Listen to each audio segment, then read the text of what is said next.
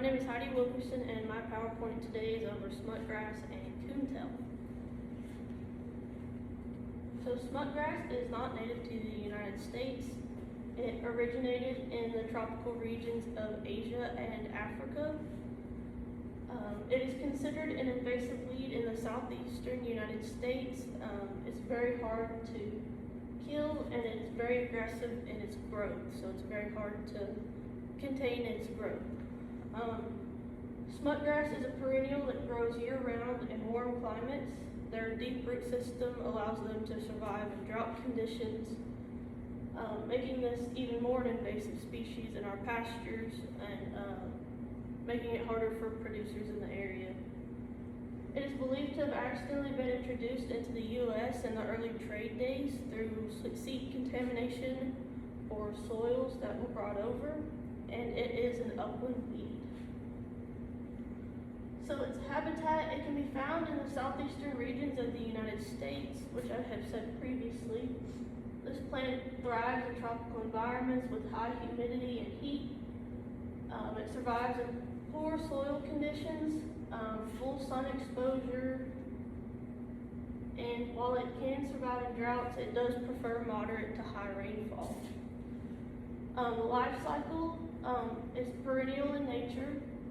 Warm season growth, so during the warm season it grows very quickly. Seed production, so it's going to grow and then head out.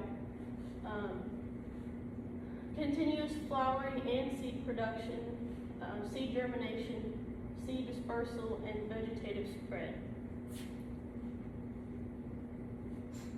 Identification of smutgrass, so this is just a little bit about their characteristics. For the leaf, it's narrow and long. The leaves are thin to 1/8 of an inch to 1/4 inch wide and can grow up to 20 inches long. It's got a hairy base, it's rough in its texture, and it's a dark green color. Sometimes you can see, like when we're in drought conditions, it does kind of get more of a yellowish brownish color. Its stem is erect and wiry. It can grow very tall, typically reaching 2 to 4 feet in height. It does have a purplish tint, and you can kind of see that right here in this photo. Some of these do have a purplish tint to them. It produces seed heads, so once it reaches a certain point in its maturity, it's going to produce seed heads, and I believe I read that it can release up to 45,000 seeds per head, or per plant. So it does grow and expand very quickly. The root is fibrous and deep. Smutgrass has a dense fibrous root system, and that's what helps it survive in poor soil conditions and drought conditions. Can form rhizomes. So this is where it grows underground through roots, and it produces another plant from that. So why is smutgrass a monocot? So the leaf venation has parallel veins, a key characteristic of monocots. The seed structure, the seeds contain a single cotyledon. That is the main part of smutgrass being a monocot. The root system, it has a fibrous root system typical of monocots. Growth habit, like other grasses, smutgrass grows in clumps with long, narrow leaves. So its impact. We've kind of touched on this already, but it primarily affects the southeastern U.S., including Florida, Texas, Alabama, Louisiana, Georgia, and the Carolinas. It thrives in pastures and roadsides. Worldwide, like I said before, tropical, subtropical areas. The extent of impact. It is highly invasive, which, as you can tell, is very highly invasive because we've talked about this quite a bit. It outcompetes desirable forages, reducing pasture productivity.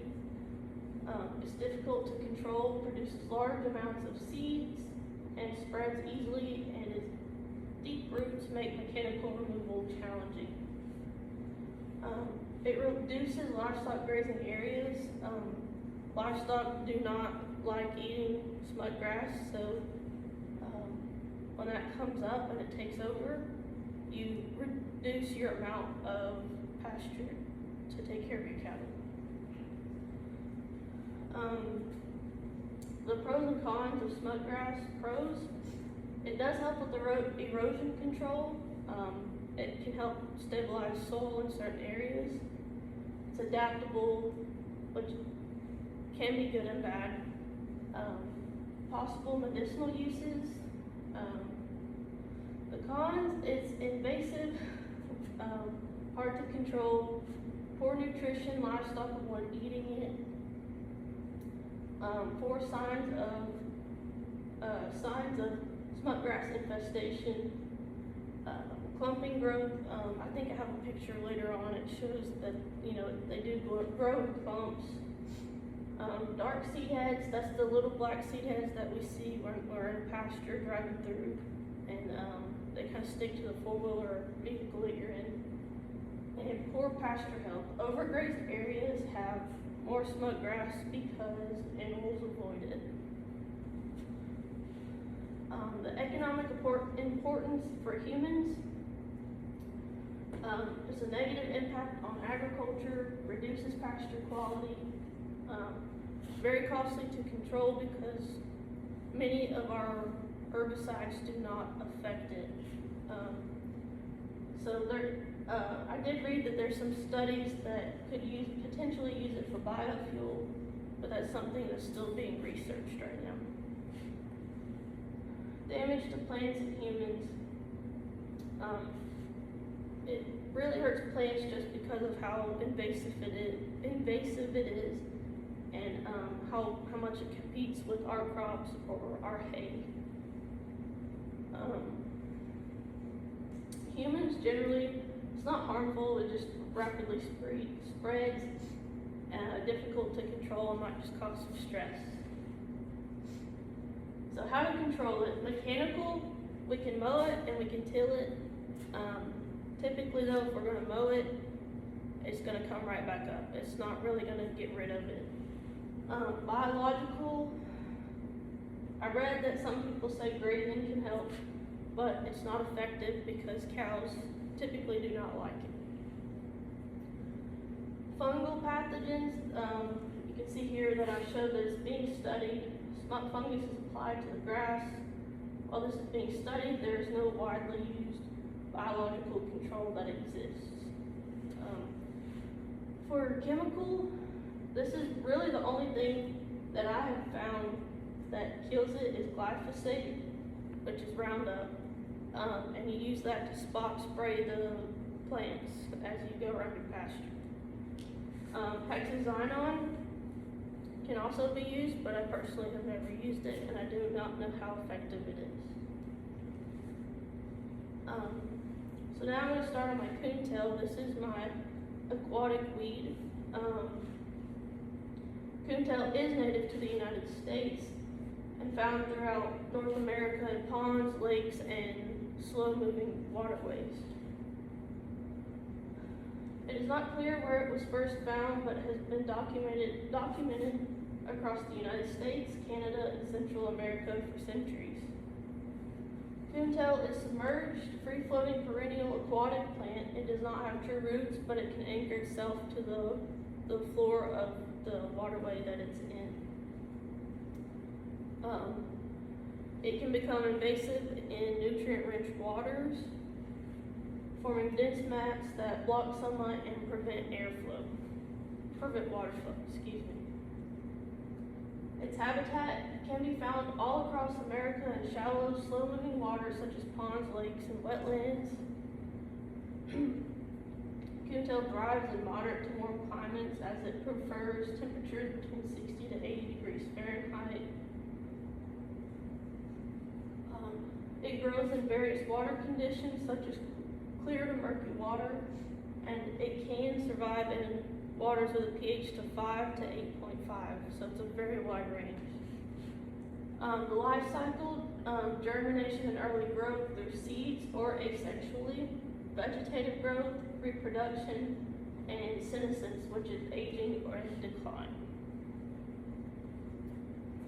So the identification of the coontail, so the shape of it, it has feather-like leaves that are whorled. The leaves are narrow, finely divided, and appear somewhat bushy or brush-like. The structure, the leaves are submerged, often appearing as delicate thread-like structures. Arrangement, the leaves are whorled or spiraled by stem.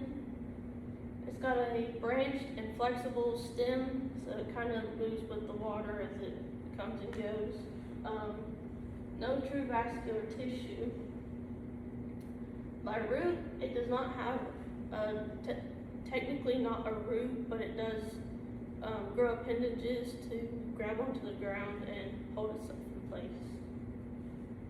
So here's a picture here. You can kind of see. You can see the stem here is long and loose and moves with the water. The leaves are feather-like, and and it's in a spiral formation.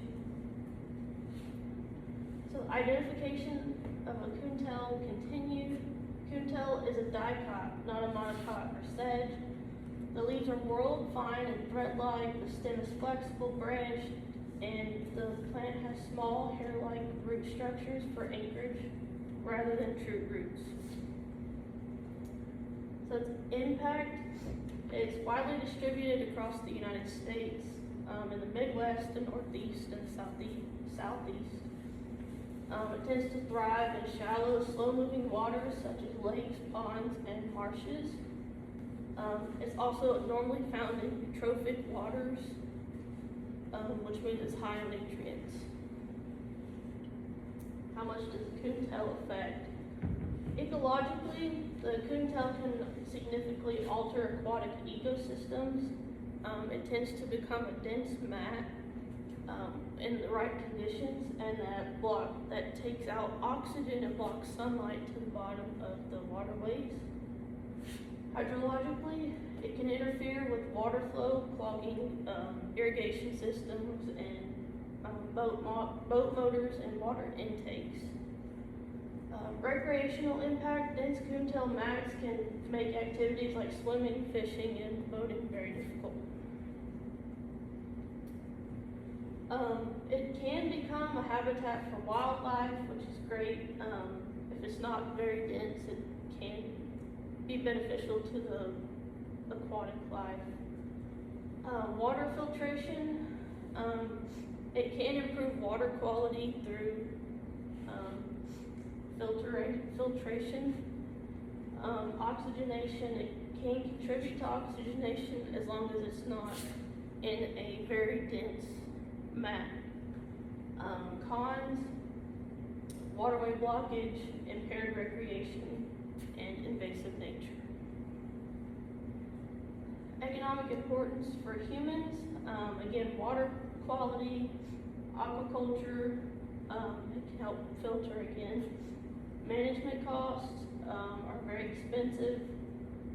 There's multiple ways we can do that, and I'll touch on that a little bit later. Damage to plants. So it does compete with native species in the area. So while it is native to the United States, when it's introduced to a new waterway, it's going to compete with the other plants in the area. Disruption of the ecosystem. As far as damage to the humans, it's just going to be an economic loss, increased maintenance costs, and health concerns. So how do we control it? Mechanical, and I think this is the most effective way of doing it. This is an aquatic harvester, that's the photo there. They're not harvesting coontail there, but that is similar to how the process would work for coontail. That just cuts it, removes it, and gets rid of it. For biological or microorganisms, pathogens, certain bacteria and fungi could be used to limit the growth of coontail. This is something, again, that's being researched. It hasn't been done in a large scale. For chemical, we have aquatic herbicides, and these are very effective. They target coontail specifically and can effectively remove it. And that's it.